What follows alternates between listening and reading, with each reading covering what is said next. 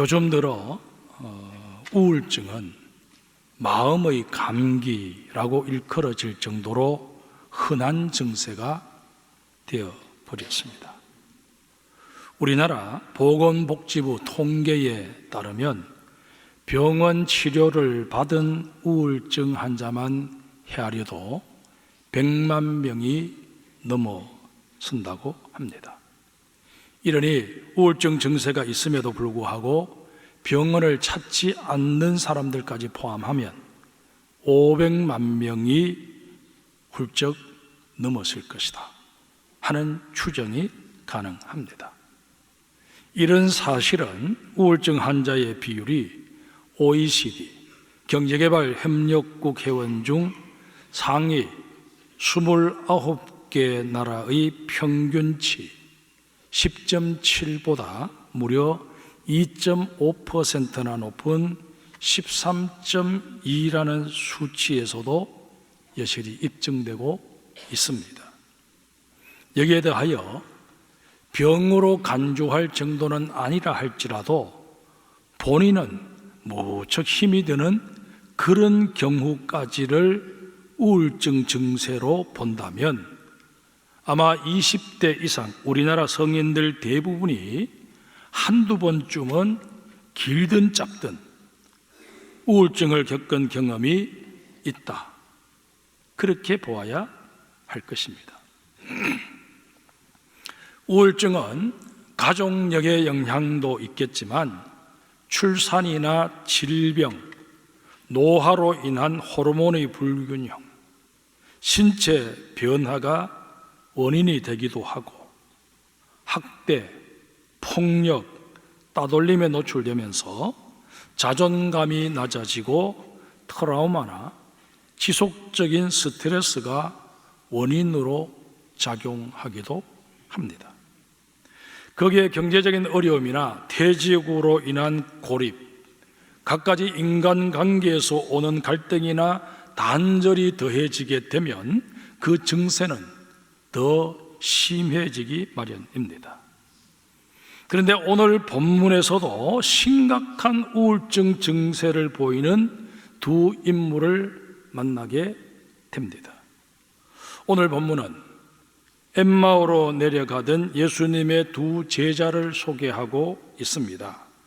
본문 17절에 보면 그들의 얼굴에는 슬픈 빛이 가득했다고 전하고 있습니다. 우울증의 모든 증상은 상실감에 그 뿌리를 두고 있지만 일반적으로 드러나는 증상은 슬픔입니다. 또한 우울증에 빠지게 되면 절망감, 허무감에 빠져서 정상적인 대인관계 형성이 어려워집니다. 심한 죄책감에 자학 증세를 보이기도 합니다. 이런 자학 증세는 상대방에 대해서 공격적인 태도로 바뀌기도 합니다. 엠마오로 내려가는 두 제자들은 자신들이 믿고 따랐던 예수님이 십자가에 달려 돌아가신 일로 지금 절망에 빠져 있습니다. 예수님이 이들에게 나타나시기 전까지 이들이 나눈 대화가 뭐였을까요? 성경학자들은 이들이 이런 결말이 날 줄 알았다면 예수를 아예 따라 나서지 않았을 텐데 라는 후회의 말들을 주고받았을 것이라 추측합니다. 후회의 뿌리는 허무감입니다. 본문 16절을 한번 보실까요? 그들의 눈이 가리어져서 그인 줄 알아보지 못하거늘. 여기에 나오는 가리어져서에 해당하는 헬라어가 에크라툰토입니다. 고정되어 움직이지 않는다, 억제되다 라는 뜻을 가지고 있는 단어입니다. 절망감과 허무감에 짓눌린 두 제자의 마음이 상황을 제대로 파악할 수 없을 정도로 고착되어 버렸다는 것입니다. 무언가에 짓눌려 억압된 상태였다는 것입니다. 또한 이들은 심한 죄책감에 시달리고 있었습니다. 믿고 따랐던 분이 체포되고 불의한 신문을 받고 억울하게 처형을 당하는 것을 보면서도 아무것도 할 수 없었던 자신들에 대해 견딜 수 없는 죄책감에 스스로 자학하고 있었습니다. 그런 상황에서 예루살렘에서 일어난 일에 관해서는 전혀 모르는 것 같은 나그네가 등장하자 그들은 그에게 공격적인 태도를 보입니다. 18절 보겠습니다. 그 한 사람인 글로바라 하는 자가 대답하여 이르되 당신이 예루살렘에 체류하면서도 요즘 거기서 된 일을 혼자만 알지 못하느냐? 무슨 말입니까? 당신이 걸어오고 있는 방향으로 짐작해 보건대 당신도 분명 예루살렘에서 내려오고 있는 것 같은데 예루살렘에 머물러 있었으면서도 어떻게 온 성을 따뜻하게 만들었던 예수님의 처형 사건에 대해서는 모르고 있느냐? 당신은 세상 돌아가는 일에 아예 기닥고 사느냐? 애꿎은 사람에게 화풀이를 해댄 것입니다. 우울증 환자가 보일 수 있는 전형적인 태도 중 하나입니다. 계속해서 19절 이하를 보면 글로바가 그간에 있었던 일을 울분토하듯 얘기합니다. 예수님께서는 마음의 울분을 토해내는 글로바의 얘기를 경청해 주십니다. 이를 통해서 두 제자가 예수님을 낯설게 느끼지 않도록 관계 형성을 하신 것입니다. 나아가 그들의 울분 섞인 토로를 통해 그들이 직면해 있는 문제가 무엇인지 면밀하게 파악하셨습니다.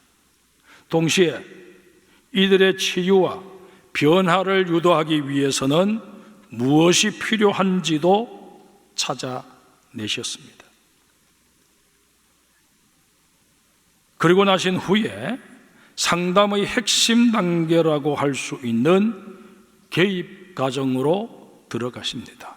25절을 볼까요? 제가 25절, 26절을 읽겠습니다.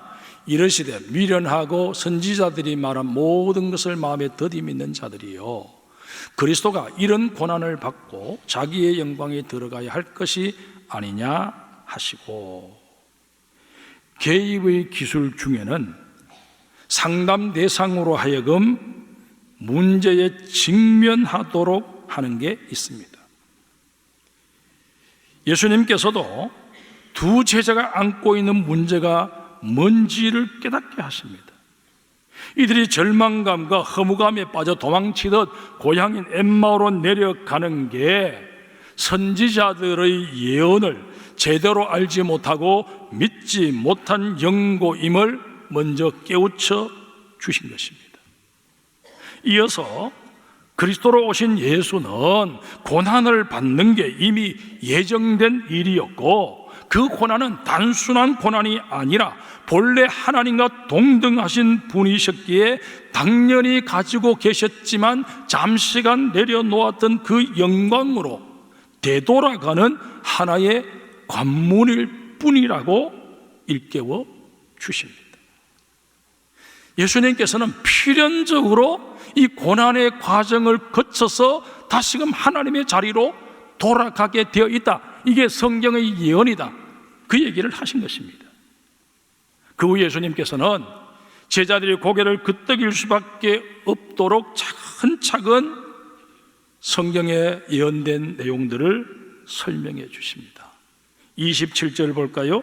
이에 모세와 모든 선지자의 글로 시작하여 모든 성경에 쓴 바 자기에 관한 것을 자세히 설명하시니라. 그러면 이제 이 사건이 우리와 무슨 연관이 있을까요? 우리가 제일 먼저 관심을 가져보아야 할 것은 두 제자의 이름입니다. 오늘 본문에서는 두 제자 중 한 사람의 이름은 글로바라 그렇게 밝히고 있으면서 다른 한 사람의 이름에 대해서는 끝내 침묵합니다. 이로 인해 한 사람에 대한 추측이 아주 분분합니다. 학자에 따라서는 이 누가복음을 기록한 누가 자신일 것이다 그렇게 해석을 하기도 하고, 또 어떤 사람들은 요한복음 19장 25절에 근거해서 예수님이 십자가에 달려 처형되실 때 그 현장에 있었던 글로바의 아내라고 해석하기도 합니다. 그래서 이 엠마오로 내려가는 두 사람은 글로바 부부다 그렇게 해석한다는 것입니다.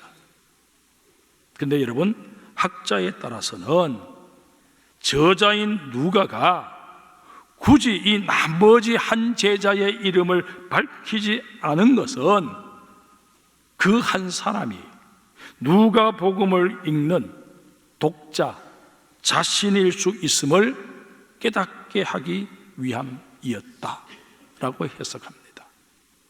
여러분과 제가 이 누가복음을 읽을 때 그 한 사람은 바로 나 자신이구나 깨닫도록 하기 위해 그렇게 했다는 것입니다. 저는 개인적으로 이 세 번째 해석에 동의합니다. 여러분과 저 신앙생활을 하면서도 때로는 뒷걸음질 칠 때가 없지 않아 있지 않습니까? 내가 신앙생활을 하면서 많은 유익을 얻게 되고 또 신앙생활을 하는 게 전혀 인간관계에서 불편함이 되지 않을 때는 내가 장성교회에 다니는 교인이라는 사실을 떳떳하게 밝힙니다. 그런데 어떤 사업을 함에 있어서, 계약을 체결함에 있어서 내가 기독교인이라는 사실이 밝혀지면 오히려 그로 인해서 불편해지고 불이익을 당하게 될 것 같다 하는 그런 판단이 세워지게 되면 우리는 이내 내가 그리스도인이라는 사실을 숨기고 예수님 곁에서 도망치기 바빠진다 하는 것입니다.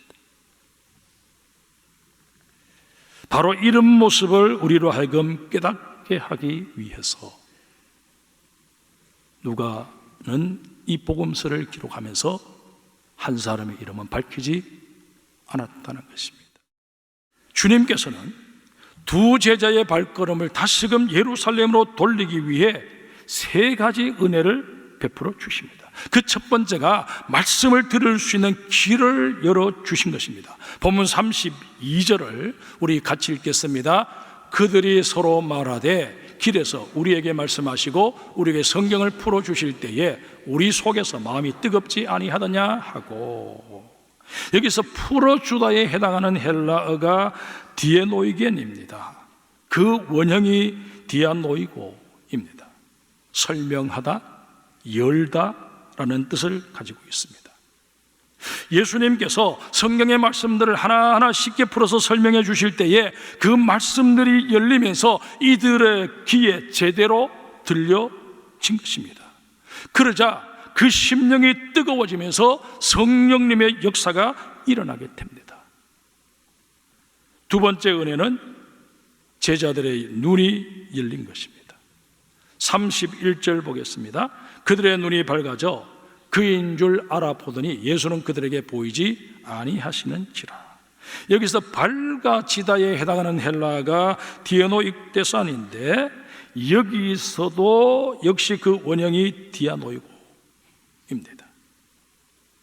주님께서 떡을 떼어 그들에게 주셨을 때 그들의 눈이 열린 것입니다. 현실적인 절망감에 짓눌려 잠시 잃어버렸던 영적 시력이 주님의 도우심으로 다시 회복된 것입니다. 그들은 부활하신 주님을 직접 뵙는 영광의 주인공이 되었습니다. 이렇게 볼 때 우리의 귀가 열리고 눈이 밝아지는 것 모두 성령님의 역사로 가능한 은혜입니다. 세 번째는 입이 열리는 은혜입니다. 물론 그들이 예수님이 처형된 그 충격적인 사건으로 인해 실어증에 걸렸던 것은 아닙니다. 그러나 그들의 입에서 나오는 말들은 온통 부정적인 것들 뿐이었습니다. 이제 끝났다. 괜히 예수를 따라다녔다. 이 나이 되도록 헛살았다. 라는 말들이었을 것입니다. 그러나 이제는 아닙니다. 부활하신 주님을 만나게 되면서 이들은 예수 부활하셨다 선포하는 부활의 메신저가 된 것입니다. 말씀으로 인해 귀가 열리고 눈이 열리고 입이 열렸을 때 이들이 어떤 반응을 보입니까? 그 뜨거운 감격을 자신들만 누릴 수 없어서 예루살렘으로 되돌아갑니다. 그 시각이 언제였을까요? 이들이 엠마오에 도착했을 때는 이미 해가 진 시간이었습니다. 그러기에 이들이 다시 예루살렘으로 돌아간 시각은 아마 한밤중이었을 것입니다. 엠마오에서 예루살렘까지의 거리가 11km밖에 되지 않지만 그래도 한밤중에 가기에는 무리였습니다. 이들은 이미 우리가 엠마오에 도착했으니 오늘 밤은 여기서 묵고 내일 날이 밝는 대로 서둘러서 떠나자, 그렇게 서로 의논할 수도 있었을 것입니다. 하지만 그렇게 하지 않았습니다. 그들은 잠시도 지체하지 않고 왔던 길을 되돌아갑니다.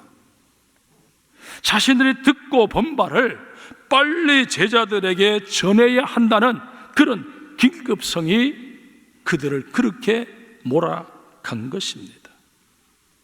두 제자는 얼마 전까지만 해도 예수님께서 부활하셨다 하는 생생한 얘기를 들으면서도 믿지 못했습니다. 한번 확인해 볼까요? 본문 22절부터 24절까지 제가 읽겠습니다. 또한 우리 중에 어떤 여자들이 우리로 놀라게 하였으나 이는 그들이 새벽에 무덤에 갔다가 그의 시체는 보지 못하고 와서 그가 살아나셨다 하는 천사들의 나타남을 보았다 함이라. 또 우리와 함께 한 자 중에 두어 사람이 무덤에 가연 여자들이 말한 바와 같음을 보았으나 예수는 보지 못하였느니라 하거늘. 여러분, 이 22절에서 24절까지의 말씀 가운데 방점이 어디에 있을까요? 바로 마지막, 예수는 보지 못하였느니라. 여기에 이들은 방점을 두고 있습니다. 이른 새벽 여자들이 가서 무덤 문이 열려있는 것을 보고 그 안에 들어가서 확인을 했더니 예수님의 시체가 온데간데 없어지고 말았습니다. 이들은 예수님의 시체가 없어진 그 사실을 확인하고서는 제자들에게 와서 예수님 부활하셨다 그렇게 얘기를 했고, 그 제자들도 가서 그 사실을 확인하기는 했지만 그러나 부활하신 예수님은 못 만났다는 거예요. 그러니 이들은 시신 없어진 것하고 예수님이 부활하셨던 증거하고 어떻게 연결이 될 수 있느냐? 우리는 부활하신 예수를 직접 보지 않는 이상 믿을 수가 없다라는 그런 입장을 취한 것입니다. 그뿐만이 아닙니다. 이들이 분명 예수님의 제자이기는 했지만 이들이 예수님을 어떻게 소개합니까? 말과 일에 능하신 선지자다, 그렇게 소개합니다. 이들은 예수님이야말로 이스라엘을 로마의 압제에서 구해줄 정치적 메시아다, 그렇게 나름대로 판단하고 열심히 따른 것입니다. 이렇게 볼 때 이들은 예수님이 어떤 분이신지, 왜 성육신 하셔야만 했는지 전혀 알지 못했던 영적 청맹간이었습니다. 예수님을 따르긴 했어도 예수님이 자신들의 필요를 채워주기에 적합한 분이라는 그런 판단이 있었기 때문에 따랐을 뿐이었다는 것입니다. 성경에 보면 우리 인간의 실체를 여럿으로 나눠 놓은 그런 구절이 있습니다. 육적인 존재, 육신에 속한 존재, 영에 속한 존재, 그렇게 구분을 합니다. 육적인 존재는 아예 예수님의 존재를 인정하지 않는 불신자들을 말합니다. 그러나 육신에 속한 사람은 헬라어로 사르키노이스라고 하는데, 이런 사람들은 예수를 믿기는 믿는데 그 영적인 수준이 어린아이와 같아서 깊이 있는 내용에 대해서는 인정을 못하는 그런 경우를 말합니다. 지금 이 두 제자의 영적인 수준이 이 사르키노이스에 해당이 되었다, 그렇게 보아도 무방할 것입니다. 그러나 이들이 부활하신 주님을 뵙게 되는 순간 그 영적인 수준이 한순간에 업그레이드 됩니다. 내 생각대로 살던 삶에서 예수님을 따르는 삶으로, 넓은 길을 추구하던 삶에서 이제는 좁은 길을 따르고자 하는 삶으로, 이기적인 삶에서 다른 사람들을 배려하는 삶으로, 세상의 가치관을 따라 살던 삶에서 올람, 옛적 길, 선한 길, 성경적 가치관을 따라 사는 삶으로 돌아서게 된 것입니다. 그 결과 이들을 짓누르고 있던 절망감, 허무감으로 인한 시린 슬픔은 다 떠나가고 부활의 한위를 노래하는 벅찬 감격을 누리게 된 것입니다. 그 감격 속에 이들은 11km나 되는 그 예루살렘 길을 다시금 달려간 것입니다. 그런데 여러분, 문제는 이 두 제자가 누렸던 이 엄청난 변화를 주님의 부활을 기뻐하기 위해 모인 이 부활절 예배를 드리고 있는 우리도 과연 누리고 있느냐 하는 것입니다. 여러분, 우리가 부활절 예배를 드리지만 정말 하나님의 메시지로서 이 부활절 메시지를 듣고 있지만 우리가 여기에 대해서 그저 듣고 지나쳐 버린다면, 그리고 시간이 흘러서 다시금 부활절 첫 번째 주일, 두 번째 주일 그렇게 이어지고 만다면 과연 우리의 부활절이 무슨 의미를 가지느냐 하는 것입니다. 그저 2025년도 교회력 가운데 한 절기를 또 지났구나, 그것 외에 무슨 의미가 있겠습니까? 부활하셔서 우리 가운데 다시 찾아오시는 그 예수 그리스도, 그분을 내가 영으로 영접하고 그분이 나에게 요청하시는 그 가치관으로 내 삶을 바꾸어낼 수 있어야, 그래서 당당하게 예수 부활을 하셨다 확신을 가지고 선포할 수 있어야 이 부활절이 의미를 갖는 것 아니겠습니까? 그러기에 이 시간 우리는 이렇게 기도할 수 있어야 합니다. 사랑하는 주님, 내 길을 열어주셔서 말씀을 듣게 하옵소서. 내 눈을 열어주셔서 주님을 뵙게 하옵소서. 내 입을 열어주셔서 주님의 부활을 증언하게 하여 주시옵소서. 부활절이 그저 절기로 끝나는 주일이 아니라 정말 내 인생의 새로운 전환점이 되게 하여 주시옵소서. 기도하는 여러분과 저가 되어야 할 것입니다.